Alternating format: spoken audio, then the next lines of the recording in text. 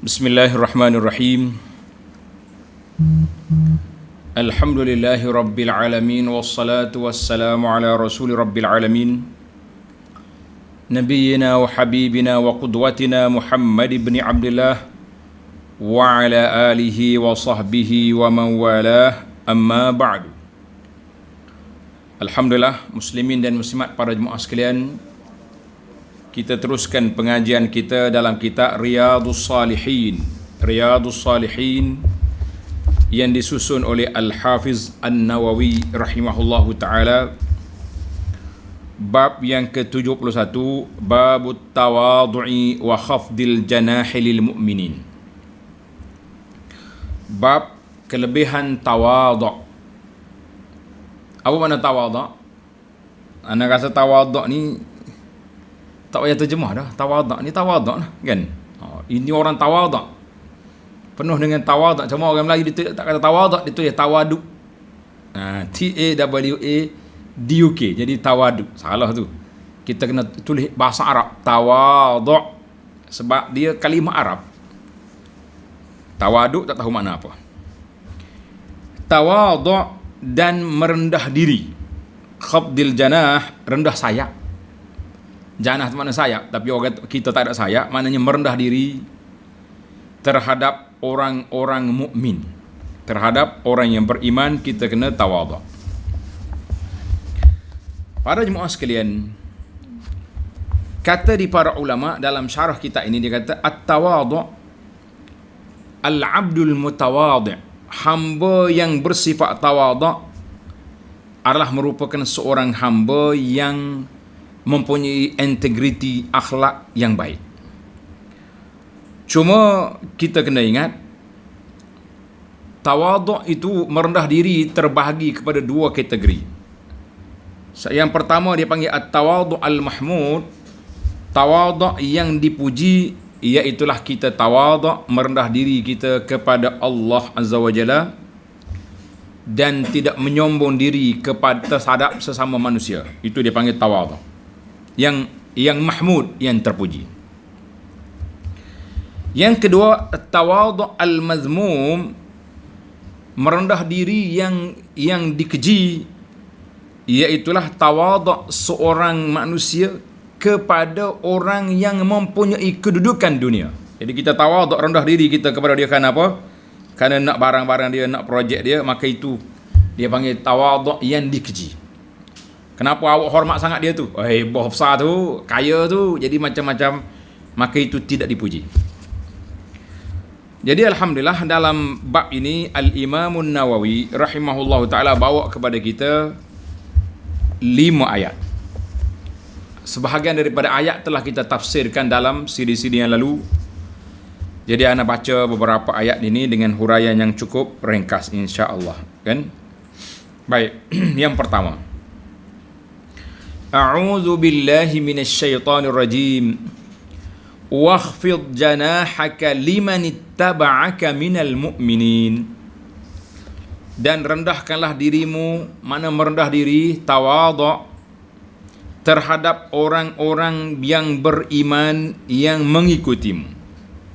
Ya, dalam ayat ini Allah Subhanahu wa taala ajar kepada Nabi sallallahu alaihi wasallam supaya tawadhu' dengan orang-orang yang beriman. Tak kiralah mereka itu orang kaya atau orang miskin, ahlus sufah ke ahlul qusur, kan? Maka kita tawadhu', makna kita rendah diri, kita menghormati mereka semuanya. Ayat ini dalam surah Asy-Syu'ara ayat 215.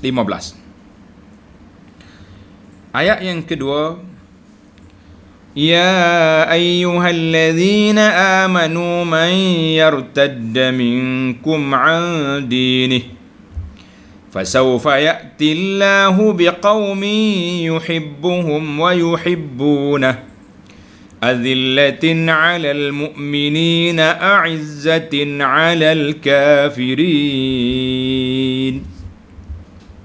Wahai orang-orang yang beriman, sesiapa di antara kamu yang murtad, na'udzubillah, murtad mana keluar daripada agama Islam, mulari tinggal agama aku ni, maka kelak Allah Subhanahu wa taala akan mendatangkan suatu kaum yang lain. Mulari aku mari orang lain lebih baik padamu. Dia mencintai mereka dan mereka mencintainya. Yuhibbuhum, Allah Taala sayang kepada mereka, wa yuhibbunah, dan mereka sayang kepada Allah Azza wa Jalla. Apakah sifat mereka lagi? Ini yang kita nak dalam bab kita ni. Azillatin 'alal mu'minin, bersikap lemah lembut terhadap orang-orang yang beriman. Sama-sama orang beriman lemah lembut, berkasih sayang, ta'awun, tolong menolong, bantu membantu, buat bersama, buat pakatan dan sebagainya bersama orang beriman. A'izzatin 'alal kafirin, dan bersikap keras, tegas terhadap orang-orang kafir yang menentang Islam. Ini sepatutnya kita surah Al-Maidah ayat 54. Yang kita bimbang hari ini kita jadi sebalik.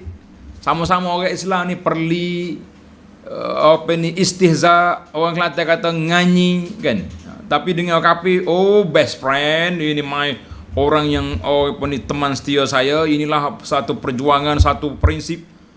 Dengan kafir, dengan orang Islam perli-perli, main-main. Ini satu sikap yang menyalahi sifat orang yang dipuji oleh Allah Azza wa Jalla. Ayat yang ketiga, Ya ayyuhan nasu inna khalaqnakum min zakarin wa unsa وَجَعَلْنَاكُمْ شُعُوبًا وَقَبَائِلَ لِتَعَارَفُوا إِنَّ أَكْرَمَكُمْ عِنْدَ اللَّهِ أَتْقَاكُمْ. Maksudnya, wahai manusia. Di sini Allah Ta'ala guna ya ayuhan nas, wahai manusia.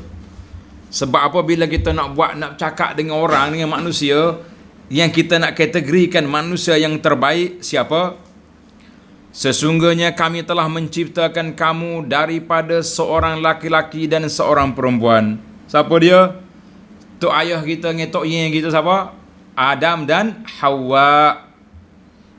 Tulis baik-baik. Adam dan Hawa. Orang kampung kita, Tok Awa. Mana ada Tok Awa? Tok Hawa. Bukan Tok Awa kan? Hawa. Kemudian kami jadikan kamu berbangsa-bangsa dan bersuku-suku, berpuak-puak, berkabilah-kabilah. Maknanya daripada asalnya satu je. Adam, Hawa, patut serupa anak dia tu. Tapi tak. Allah Ta'ala jadikan hak ni anak dia warna gelap, hak ni Afrika, hak ni Arab, hak ni orang putih. Kan? Mari daripada anak cucu Adam yang berbeza-beza dari sudut warnanya, kulitnya, dan bentuk jenis rupa dia. Apa tujuan? Ini dia tujuan dia. Li ta'arafu, agar kamu saling kenal mengenali, berbaik-baik.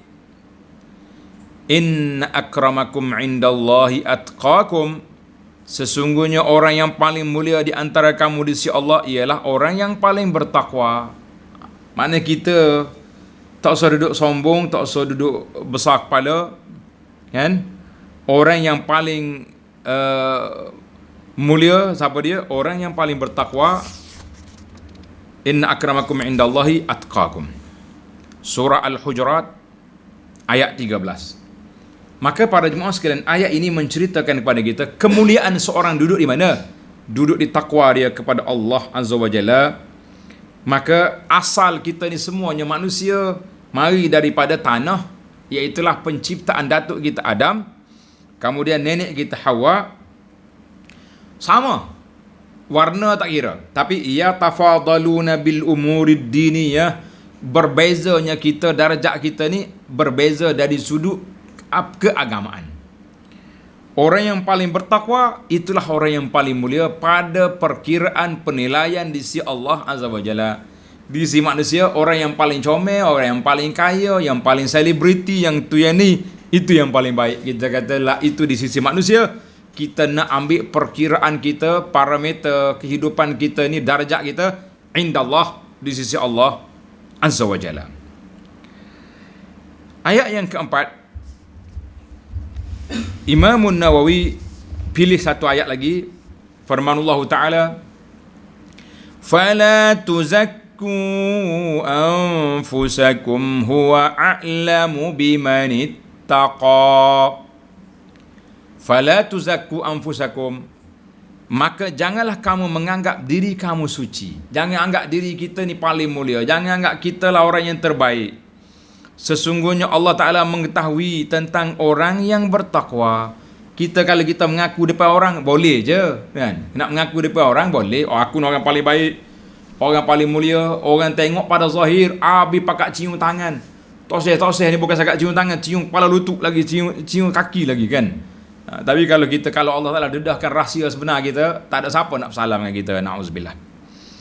Maka di sini Allah Ta'ala larang kita jangan bersifat rasa diri suci, rasa diri mulia, rasa diri hebat. Sebab apa? Kalau kita rasa diri hebat, pada waktu itu akan datang perasaan takabur, akan datang perasaan riak, akan datang perasaan-perasaan, macam-macam perasaan yang tidak baik. Sifat al-mazmumah, sifat-sifat kehinaan yang dicela pada syarak. Jadi dalam ayat ini Allah Ta'ala larang kita puji diri kita sendiri, kita rasa kita baik. Dalam hadis yang diriwayat oleh Imam Muslim, Muhammad bin Amr bin Atha berkata, aku namakan anak perempuan aku Barrah. Dengar ni tuan-tuan dan puan-puan, hak mana nak boleh anak. Aku namakan anak aku ni Barrah. Apa makna Barrah? Barrah ni makna budak baik. Budak yang orang panggil berkhidmat kepada ibu bapa. Mana budak baik lah. Itu makna Barrah. Maka Rasulullah sallallahu faqalat li Zainab. Zainab binti Abi Salamah, anak tiri Nabi. Dia kata, ya Muhammad, Rasulullah sallallahu alaihi wasallam larang namakan anak dengan Barrah. Mana anak aku ni baik. Kita mana tahu budak kecil, belum besar lagi pun, kan? Faqala Rasulullah sallallahu alaihi wasallam la tuzakku anfusakum. Nabi kata, mu jangan puji diri kamu sendiri. Allahu a'lamu bi ahlil birri minkum. Allah Ta'ala yang mengetahui siapa ke orang yang baik di kalangan kamu. Faqalu bima nusammiha. Habis saya nak namakan apa anak saya ni? Qala sammuha Zainab. Jadi sahabat tanya Nabi, nak nama apa anak aku ni? Nabi kata nama Zainab. Itu nama dia Zainab binti Abi Salamah. Kan? Mana itu kisah. Jadi ada beberapa nama yang tidak elok. Macam kita kata khairun nisa, sebaik-baik wanita. Mana mau tahu? Anak baru beranak hari ni khairun nisa. Tak. Nanti besar dia tak tahu dia jadi apa. Khairul bariyah sama juga, sebaik-baik makhluk. Sebaik-baik makhluk itu Nabi, bukan anak kita. Jadi nama-nama yang menunjukkan kepada tazkiyah, khairu ni, maka itu dia panggil tidak baik, tidak elok. Taklah siapa mereka salah, tapi orang panggil nama yang tidak elok. Jadi kita dah bincang panjang dalam bab nama. Hari ni saya nak sebut di sini je. Kebetulan dalam syarah hadis ni saya sebut. Baik, kita pergi kepada ayat yang terakhir dalam bab kita ni. ونادى أصحاب الأعراف رجالا يعرفونهم بسيماهم قالوا ما أغنى عنكم جمعكم وما كنتم تستكبرون أهؤلاء الذين أقسمتم لا ينالهم الله برحمة ادخلوا الجنة لا خوف عليكم ولا أنتم تحزنون. Suratul A'raf ayat 48-49. Dan orang-orang yang di atas A'raf. Tanda tuan-tuan, Al-A'raf tempat yang tertinggi di antara syurga dengan neraka.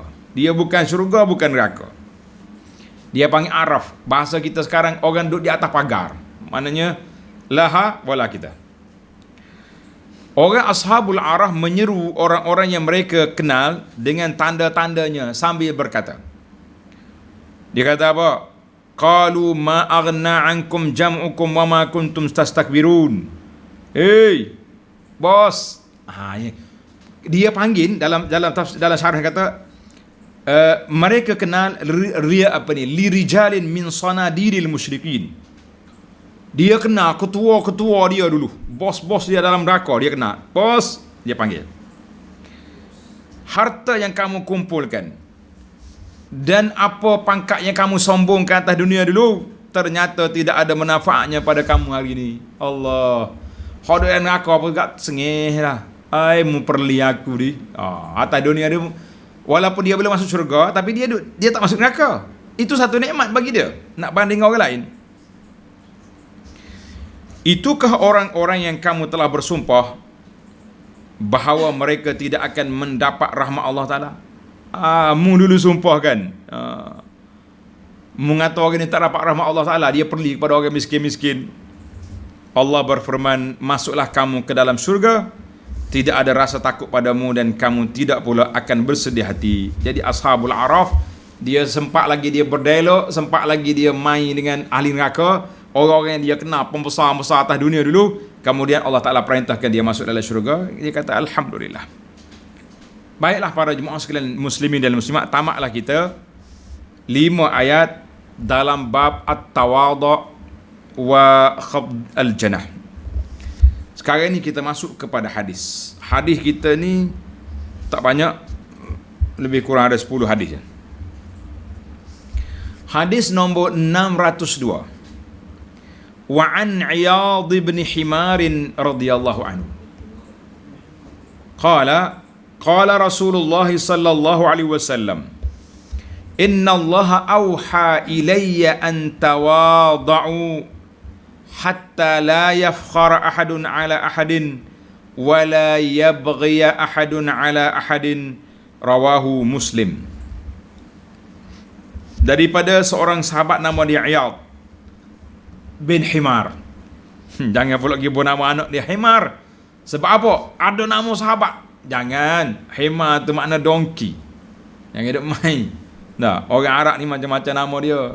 Yang sahabat tu Iyad, ayah dia tu Himar, nama lah.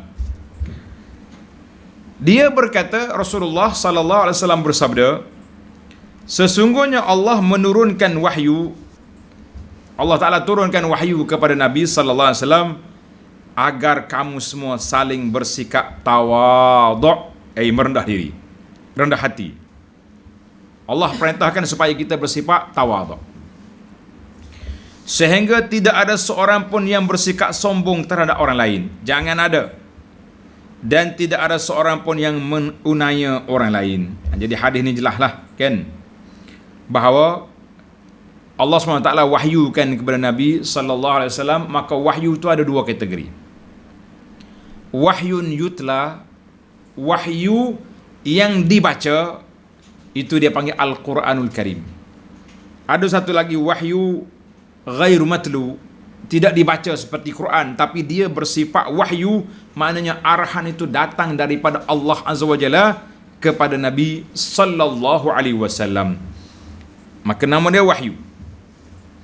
Apa dia wahyu? Allah Ta'ala perintahkan kepada kita apa dia? At-tawadhu'. Hendaklah kamu bersifat tawadhu', merendah diri. Jangan sombong atas orang tua orang ni. Sebab apa? Sebab sifat inilah akan melahirkan sifat al-musawah, sama rata, keadilan, ihsan, buat baik sama-sama manusia. Sifat mana? Sifat tawadhu'. Sifat sombong akan menjadikan manusia yulidul baghi, al-ghai, akan melahirkan manusia-manusia yang sombong, zalim, ganas, mari daripada sifat sombong. Baiklah para jemaah sekalian, itu hadis yang pertama.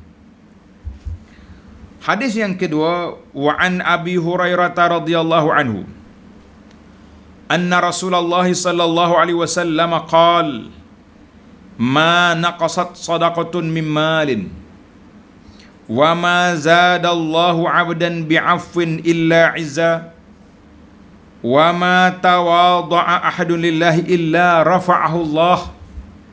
Hadzal hadis rawahu Muslim. Maksudnya,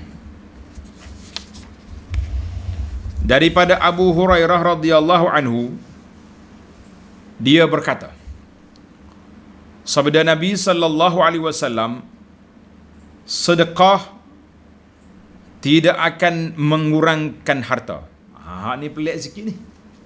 Bila kita bagi sedekah, harta kita yang ada 1 juta, kita sedekah 10 juta 100 ribu, tinggal lagi 900. Macam mana tak kurang?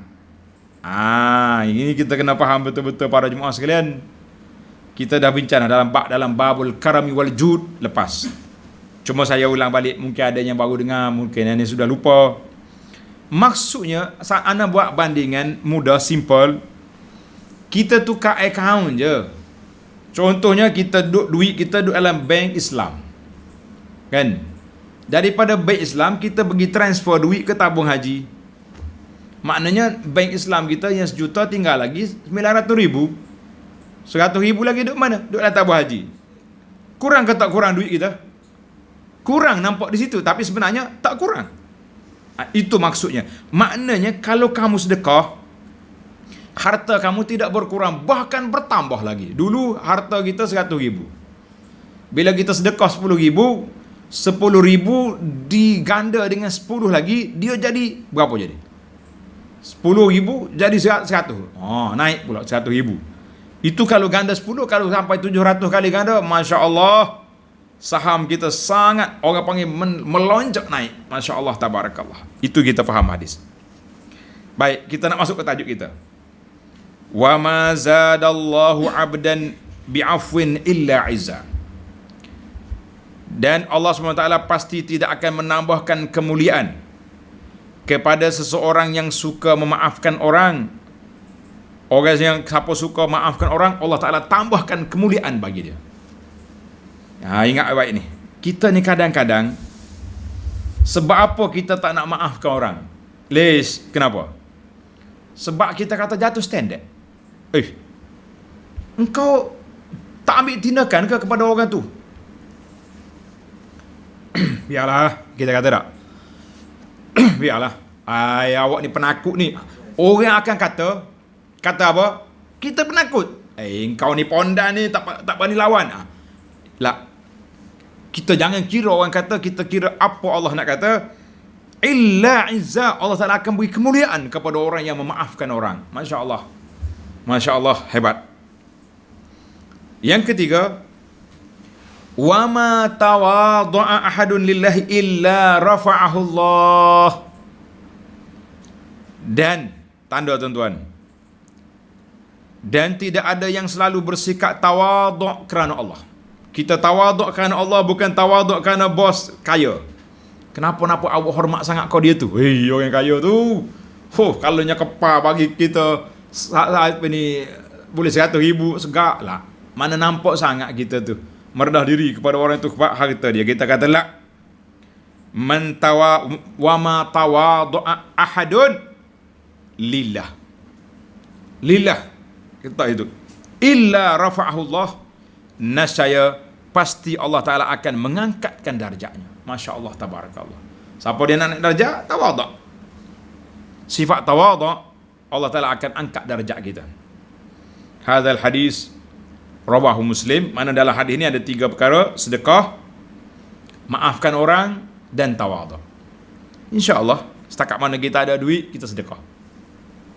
Seronok tuan-tuan sedekah ni. Anda nak tengok di Facebook, bila ada orang yang suka derma, habis pakat puji dia belakang. Tapi duit kita keluar dari poket derma juga. Ni kita bimbang.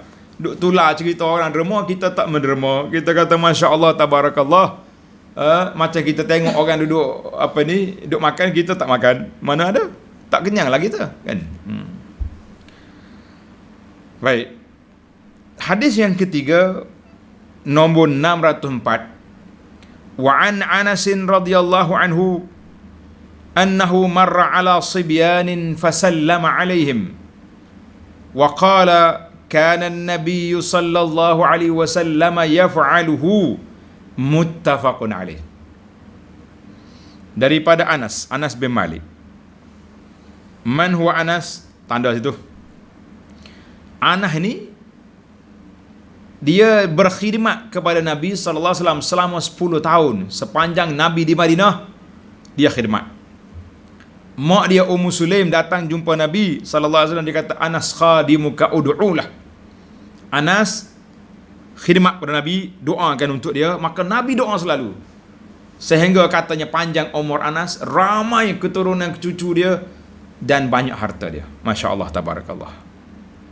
Tuan-tuan nak dengar cerita Anas, ana dah cerita sikit panjang sedikit lah. Dalam hikayatun fiqhiyatun. Hikayat fiqh kita. Baik, Anas Anas dia berjalan jumpa dengan kanak-kanak. Jumpa budak-budak duk main. Kalau kita orang Kelantan kata duk main yoya duk berambak itu. Fasallama alaihim, Anas kata assalamualaikum. Bagi salam kepada kanak-kanak.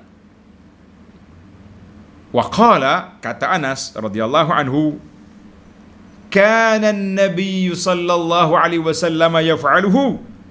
Baginda Nabi sallallahu alaihi wasallam melakukan seperti ini. Bila lupa kanak-kanak, dia akan bagi salam. Dia tegur. Dia bergurau seperti cerita ya Aba Umair ma fa'alan nughair. Kan budak duk main burung, Nabi kita tegur. Balik-balik tengok-tengok budak tu dah menangis. Nabi kata ya Aba Umair ma fa'alan nughair. Apa jadi dengan burung kamu? Mati burung dia. Mana Nabi tegur. Hadis ini muttafaqun alaih, kata di para ulama, istihbabus salam ala sighar. Elok kalau kita jumpa kanak-kanak, kita tegur dia. Assalamualaikum. Main apa tu? Tegur-tegurlah dia kan. Dan para sahabat sangat suka mengikut cara sunnah yang dilakukan oleh Nabi sallallahu alaihi wasallam. Artinya kita kena mesra dengan kanak-kanak. Bahkan ada setengah budak tu Nabi kita gosok dia. Kan dalam hadis kita, dalam hikayat fiqhiyah tu menarik. Nabi kita gosok muka. Dia kata, Nabi gosok muka aku ni, aku rasa lebih lembut daripada muka yang tak kena gosok. Kita kata Masya Allah. Dan masih terasa lagi betapa sejuknya tangan Nabi SAW kena muka aku. Allahu Akbar. Baiklah. Maknanya bila orang tua tegur kanak-kanak, kanak-kanak akan hormat pada kita. Oh, tu ayah tu baik tu. Ana duk perhati tengoklah waktu ana duduk di Madinah dulu. Kita selalu bawa anak-anak kita ni. Masa tu kecil lagi. Semua anak kita alhamdulillah 4 orang lahir di Madinah. Sempatlah budak-budak ni pergi Masjid Nabi petang-petang. Jadi di antara makcik-makcik, pakcik-pakcik ni, orang yang baik, yang mesra kanak-kanak ni orang Turki. Atrab ni, pokok Turki ni bila tengok kanak-kanak dia panggil. Assalamualaikum. Dia dalam poket dia rupanya banyak coklat. Dia bagi budak-budak ni. Masya Allah, tabarakallah. Kita kena juga. Tapi kita ni kalau buat coklat banyak bagi, marah dia mak budak pula. Pakcik ni nak meruntuhkan gigi anak aku kan. Macam-macam. Banyak penyakit kita ni. Jadi kita kena mesra dengan kanak-kanak. Sebab itulah saya nasihat awal-awal lagi. Kalau kanak-kanak datang ke masjid, dididik, bukan dihalau. Diasuh dia supaya solat, jaga kebersihan, duduk dalam sah baik-baik. Jangan kita halau dia. Tapi kalau dia mari bising-bising, kena halau. Baliklah. Ni anda duk tengok 2 sebab budak bising di masjid. Sebab yang pertama, dia yang datang, ayah dia tak mari. Itu penyakit. Pernah kita pegang sekali budak bising dalam masjid. Tanya-tanya, mana ayah awak? Minta maaf lah, imam, ayah saya tak datang. Hai, Masya Allah, tabarakallah. Dah lah ayah dia tak pergi, dia hantar anak dia pula pergi buat bising. Orang nak kuliah, orang nak solat. Masya Allah, tabarakallah. Yang kedua, pasal jenis bapak tak peduli. Ni masalah. Ayah dia ada kat depan solat, anak bising kat belakang tak tegur. Kita kata ini bapak masalah. Ingat baik. Jadi kita kena mesrakan kanak-kanak dengan didikan yang baik. Kita pergi kepada yang keempat. Hadis 605. Wa anhu qala in kanatil amatu min ima'il madinati la ta'khudhu bi yadin nabiy sallallahu alaihi wasallam fatantaliqu bihi haitsu sya'at. Rawahul Bukhari. Hadis Anas tadi, hadis kanak-kanak tadi muttafaqun alaih. Daripada Anas lagi radhiyallahu anhu, Anas cerita, dia kata ada kalanya hamba-hamba perempuan di Madinah tu, bila dia nak bercakap dengan Nabi, dia pergi pegang tangan Nabi sallallahu alaihi wasallam. Dia kata maka Nabi mengikut dia nak cakap di mana. Contohnya Nabi duduk cakap dengan orang ramai ni, dia tarik Nabi sallallahu alaihi wasallam duduk tepi sikit lah, tepi jalan tu, sebab dia tak mahu orang dengar rahsia dia ni. Itu maknanya Nabi sallallahu alaihi wasallam, hadzal hadis rawahul Bukhari, kata di ulama hadis, yang pertama, buruzuhu, Nabi kita ni zahir, tidak ada pengawal, tidak tersembunyi, dia berjalan tu orang boleh pergi bercakap dengan dia, orang kanak-kanak pun jumpa, imak, hamba-hamba pun boleh berjumpa, orang yang besar-besar boleh berjumpa, semua orang boleh berjumpa. Kerana itu Imam Nawawi letak hadis dalam babit tawadhu', dalam bab tawadhu', yang Nabi boleh bercakap. Jadi syiddatu tawadhu'ihi, Nabi kita selalu sangat-sangat tawadhu', sehingga hamba nak bercakap dengan dia pun dia bercakap. Masya-Allah, tabarakallah. Dan dia layan. Awak nak bagi tahu apa? Dia cerita dia gini-gini. Kita pun kena sifat tawaduk ni kena adalah. Kalau orang nak bercakap, kita kena layan. Cuma masalah zaman kita ini ada beberapa masalah. Kalau orang telefon cakap tu banyak-banyak, kadang-kadang yang tidak berfaedah. Kalau dia tanya betul masalah hukum, kita boleh cerita yang mana kita tahu. Ada kalanya kelentong lebih, nak minta duit, nak macam-macam. Jadi kita pun tak tahu. Namun begitu kita terpaksa kena layan. Sebagai seorang manusia yang ada keperluan, kita tak boleh, kita layan dulu, lepas tu baru kita tahu dia ni mengarut ni. Banyak benda tak betul dia ni cakap. Jadi kita kena tahu. Selepas daripada itu, kita kata Alhamdulillah. Kita pergi kepada hadis yang ke-606. Hadis nombor 6. Mungkin timbul soalan, dia kata boleh ke Nabi kita tu jalan agak budak perempuan tu? Lah, dia kata Nabi kita ni sallallahu alaihi wasallam bersifat walidun lil mu'minina wal mu'minat. Jadi tidak jadi masa Nabi bercakap pun bukannya apa ni duduk jauh, duduk tepi jalan tu ya cakap. Kena betul ni. Silap-silap jadi orang liberal mari cakap lain macam pula kan. Sama juga dengan dalam hikayat fiqhiyah baru ni, ana cerita tentang Nabi kita suruh Abdullah bin Unais pergi bunuh Khalid Al-Huzali tu. Sebab dia ni terlalu jahat. Dia ni menjadi batu api, nak laga-lagakan orang Mekah dengan Nabi SAW. Maka orang macam ni tak boleh biarkan. Kita bukan nak mengajar orang teroris, bukan semua orang Nabi kita suruh bunuh. Yang kepala-kepala macam ni, macam Ka'ab bin Ashraf, Salam Al-Huqaiq, itu di antara nama-nama yang disebut. Baik, kita pergi kepada hadis 606. Wa 'anil Aswad ibn Yazid qala su'ilat Aisyah radhiyallahu anha ma kana an-nabiy sallallahu alaihi wasallam yasna'u fi baitihi qalat kana yakunu fi mihnati ahlihi yani khidmat ahlihi fa idza hadaratis salatu kharaja ila salati rawahul Bukhari. Ini menarik ni, dengar semua ni muslimat suka dengar ni.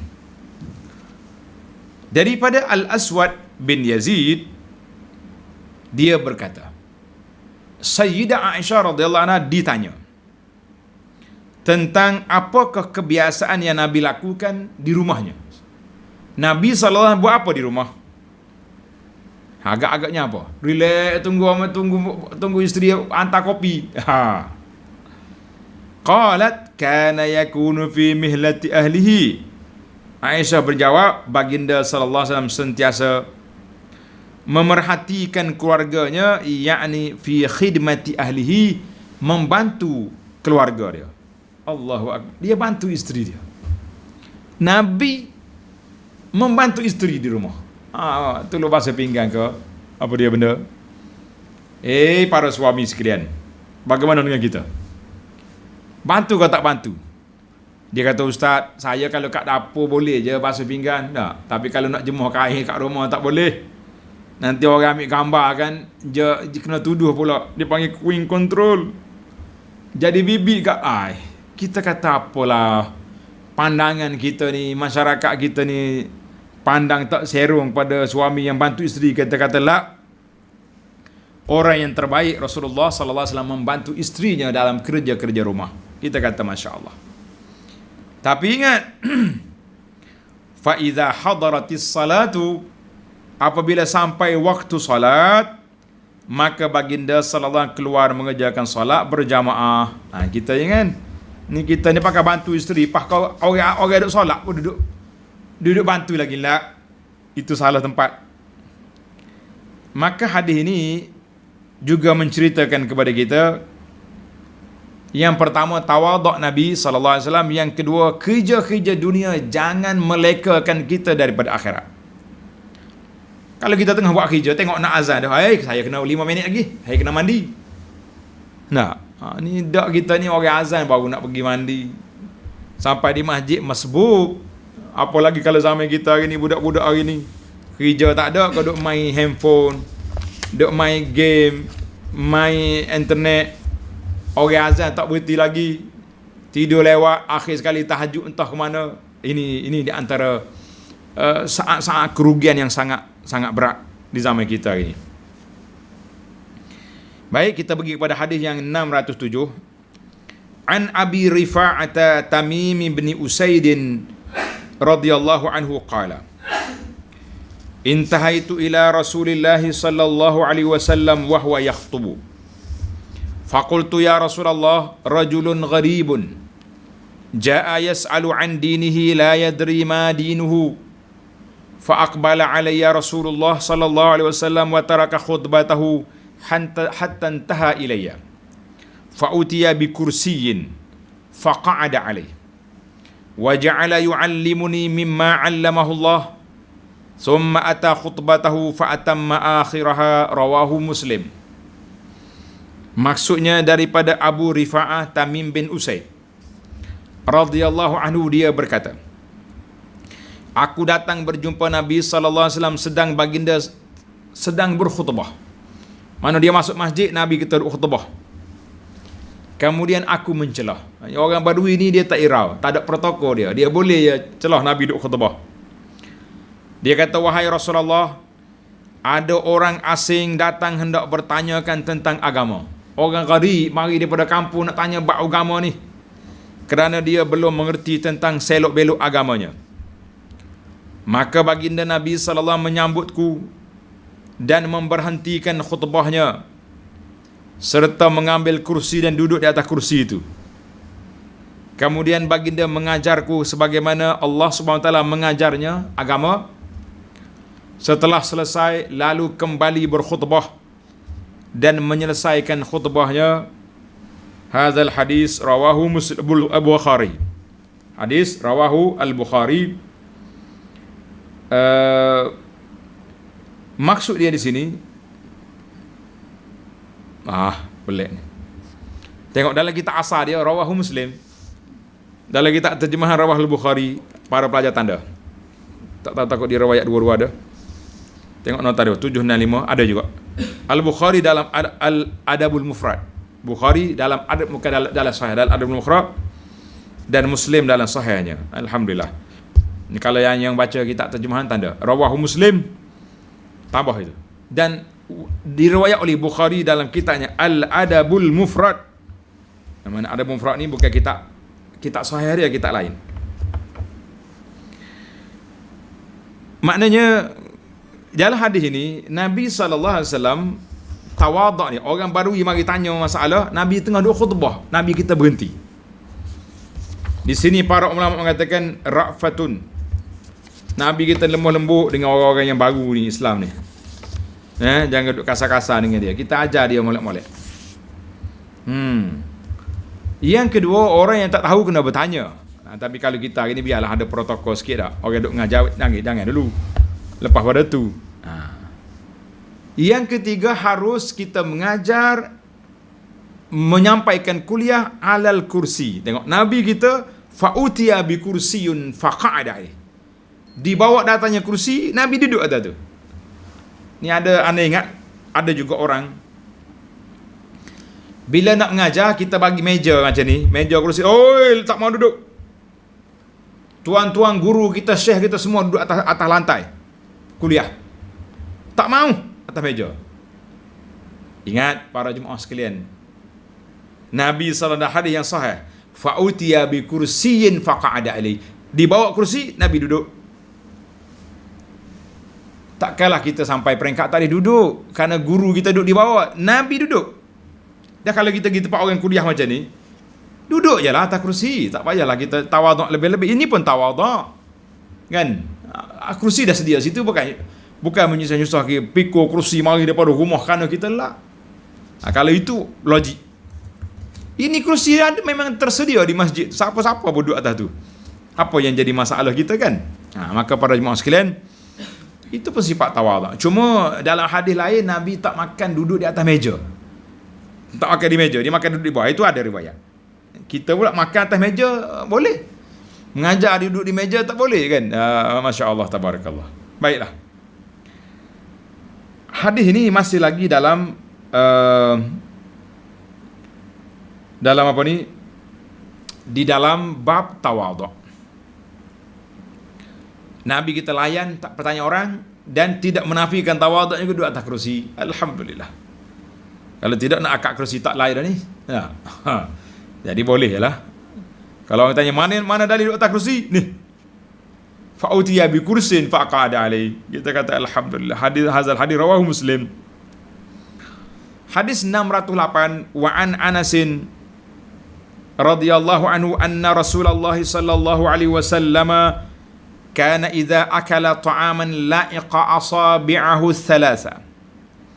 Qala wa qala idza saqatat luqmatu ahadikum falyumit anha al-adha wal ya'kuluha wa la yad'ha lisyaitan wa amara an tuslatal qas'atu qala fa innakum la tadruna fi ayyi ta'amikumul barakah.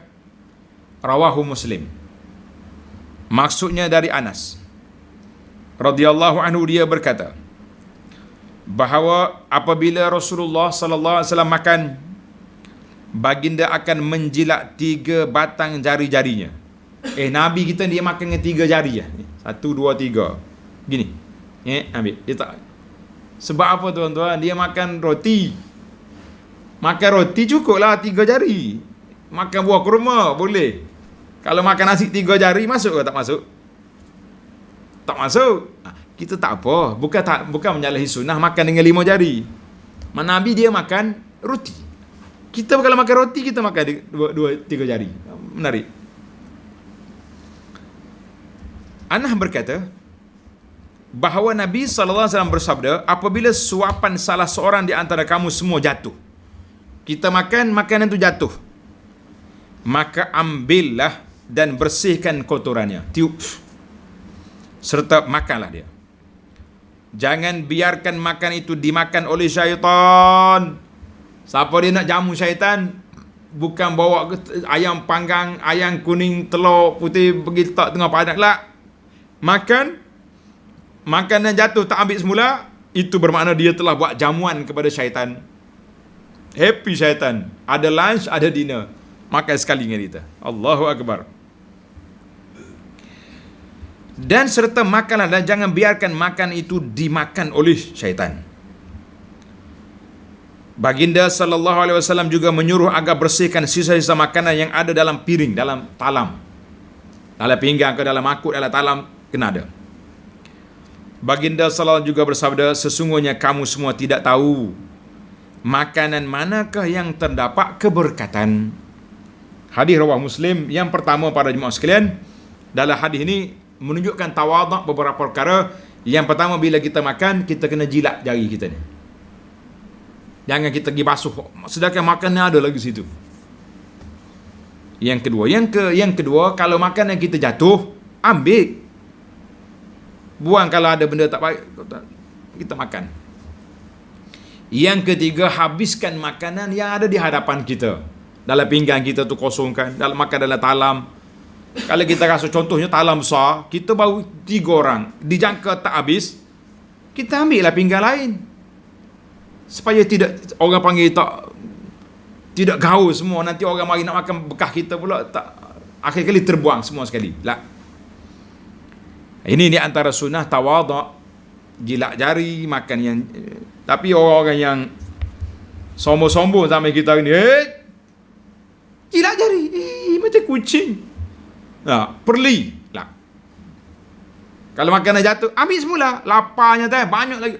Subhanallah. Kita bukan soal banyak lagi, soalnya membazir ini syaitan punya. Jangan main-main. Ini dia. Jangan buat. Dan yang kita kena ambil keseluruhan tu kan apa?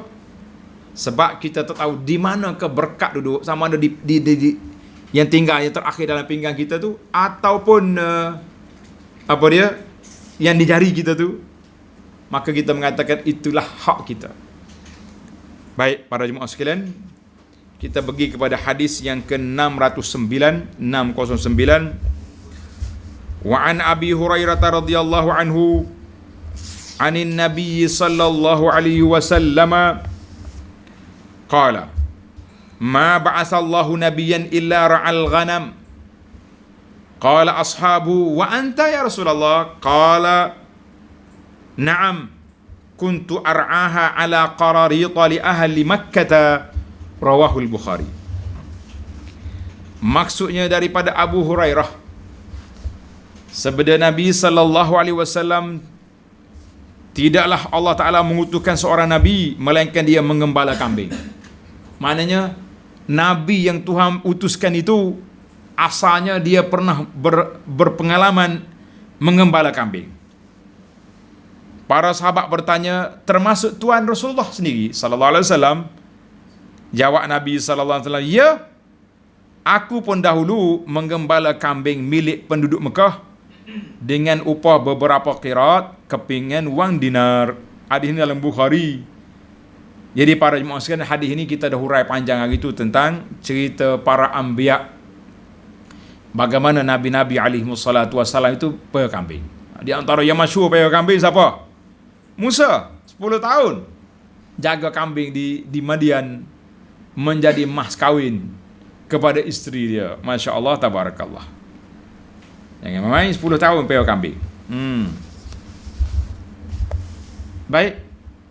Kenapa disebut bela kambing? Sebab kambing ni binatang kecil. Kita belajar jaga dia sebab nak jaga siasah, nak jaga yang lebih besar manusia ni. Kambing ni tak dengar kata juga dia. Dia berjalan sekawan tapi dia pusing sana pusing sini kan. Dia tak macam unta. Allahu akbar. Baiklah para jemaah sekalian, kita pergi kepada hadis 610.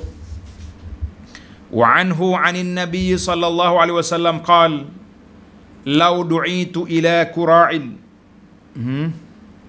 aw zira'in la ajabtu walau uhdiya ilayya zira'un aw qura'un la qabiltu. Rawahul Bukhari. Maksudnya, seandainya aku diundang ke jamuan untuk makan betis atau paha kambing, dia kata sak betis kambing tu, zira' ru'usul asabi', betis kambing lah, aku akan pergi.